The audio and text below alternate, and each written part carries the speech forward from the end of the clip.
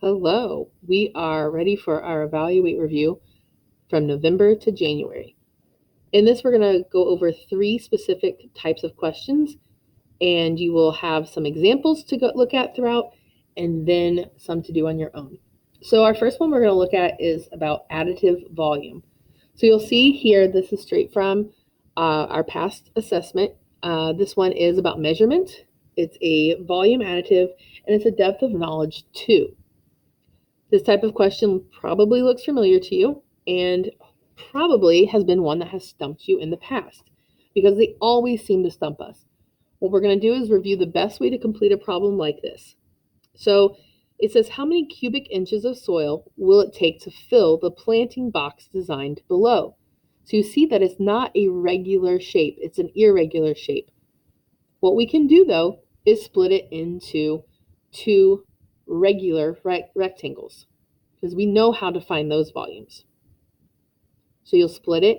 So you can split it this way. Here's one way. Or you can split it this way. So notice no matter which way you are splitting it into 2 rectangles. Once you've split it into a rectangle, we're going to use this example. We're going to relabel any split sides. So as you can see here, I relabeled this side as 7 inches. And I would relabel this right here as 11 inches because I can see that from here to here is 11. So that's going to be the same for that side. And once we've done that, we're going to create the formula for each rectangle. So as you can see, I've kind of color coordinated them.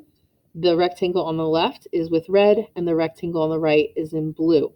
So rectangle 1, I circled the different lengths of the sides. I've circled the length, the width, and the height. So we came up with 14 times 4 times 7. And for the blue rectangle, I got 11 times 9 times 4. So we have our length times width times height. And you might be wondering where I got that 4 inches. It's going to be the same height as our first rectangle because it's the same height all throughout. And so I automatically know that that is going to be a 4. Once we get that, we are going to multiply. So we found 14 times 4 times 7 was 392 square inches, or cubic inches, sorry. We know cubic because we've got 3 lengths being multiplied. And our rectangle 2, was 396 cubic inches. Now notice I did not put that on there, but that's something that you should get into the habit of doing, is labeling it even throughout your work. Because now we're going to add those 2 volumes together. You have 392 cubic inches plus 396 cubic inches, which gives us a grand total of 788 cubic inches. And I did label it here because that is where my answer is. We want to always get into the habit of finding that answer. Your turn now is to try this one out using the steps we used in the example.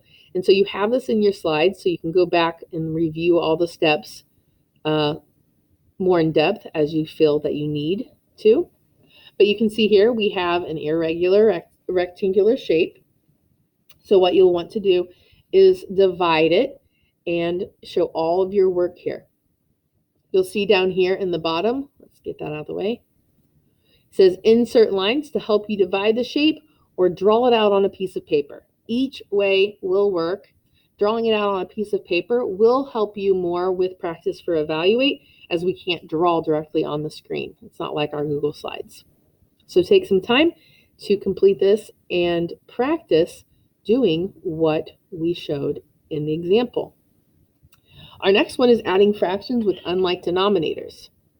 What you'll see here is that the problem tells us to report our answer as a fraction greater than 1. I want you to notice that, take note of it, and pay attention on further problems because that's a big deal.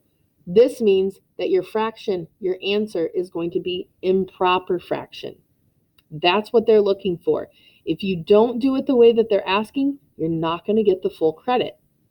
So you see it's 3/4 plus 7/12. So what we look at are the denominators. We see that they're not the same, so we need to create a common denominator in order to add. Oops, I skipped too far.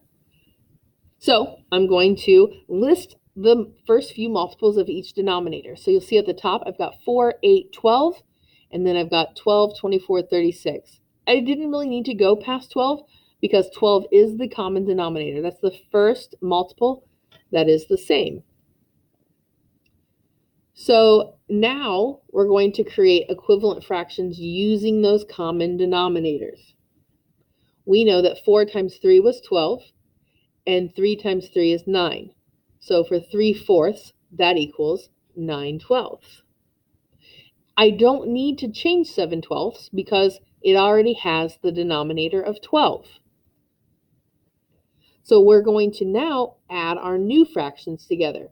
We're going to take 9/12 plus 7/12. Remember, we add the numerators, so we can add 9 plus 7, which is 16. The denominators are now the same, so they'll remain as 12. Our new answer is 9/12 plus 7/12 equals 16/12 or 8/6. Either one of those would be the correct answer. Notice it's still a fraction greater than 1, even if we reduce it to 8/6. You could even reduce it further to 4/3, and it would still be correct. So your turn of adding fractions with unlike denominators. This time you have 4/5 plus 1/2. Over here in the right, you have a box to explain your thinking. You will note that on both of these, there are boxes to add your text or to explain your thinking. You must do those in order to get complete credit on your evaluate review. So the best way to practice is to complete the assignment completely. And our last type of problem that we're looking at is a subtracting fractions from the same whole. So this one is an algebraic thinking. It's a word problem with subtracting fraction, and it's also a depth of knowledge too. See here, it says Melise picked blueberries. She used 1/8 of the blueberries to make blueberry pancakes, and she used 1/3 of the blueberries to make a blueberry pie. She would like to make blueberry jam with the remaining blueberries. What fraction of the blueberries are left to make blueberry jam? Enter the answer as a fraction in lowest terms. So you'll notice that I did start to do cubes with this because it is a story problem. I circled 1/8 of, I circled 1/3 of. I also underlined our question, what fraction of the blueberries are left to make blueberry jam? And then I boxed in as a fraction in lowest terms. That means they want us to reduce. So for this type of problem, we need to subtract the fractions from the whole in order to see what is left. We will need a common denominator again, just like in the past problem of adding fractions. And remember, we need to reduce. So our first thing we want to do, just like with the adding, we want to create a common denominator for 1/8 and 1/3. So you can take a look. I did the first 4 multiples of 8, and then I did multiples of 3. So I got 8, 16, 24, 32. And then for 3, got 3, 6, 9, 12, 15, 18, 21, and finally 24. 24 is the common denominator. That is 8 times 3. And so 24 is our new denominator. So I turned 1/8 into 3/24, 1/3 into 8/24. And I know that 1 equals 24 over 24. So what I'm going to do now is, if you take a look here, we took 1 whole, or 24 over 24, minus 3/24, which is 21/24. So I have subtracted the blueberries. Now I'm going to take that new number and I'm going to subtract the next set of blueberries. So I took 21/24 minus 8/24 and got 13/24. Okay. As you can see on the previous slide, there are 13/24 of the blueberries left. That's the lowest term. We can't reduce it any further. 13 and 24 are not divided by anything that are common to make them go smaller. So 13/24 blueberries are left. So your turn. This time, Marvin has 3/4 a yard of material. He uses 1/4 to cover a chair. How much yard is he left with? Report your answer in the lowest terms. So you've got 3/4 of material using 1/4 to cover a chair